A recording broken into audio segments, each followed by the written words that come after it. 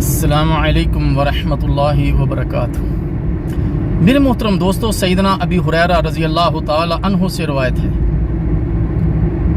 नबी मुकर्रम सल्लल्लाहु अलैहि वसल्लम ने फरमाया, अल्लाह ताला फरमाता है, मैंने अपने बंदों के लिए वो कुछ तैयार कर रखा है जो न किसी आंख ने देखा, न किसी कान ने सुना और न किसी के दिल में उसका ख्याल गुजरा।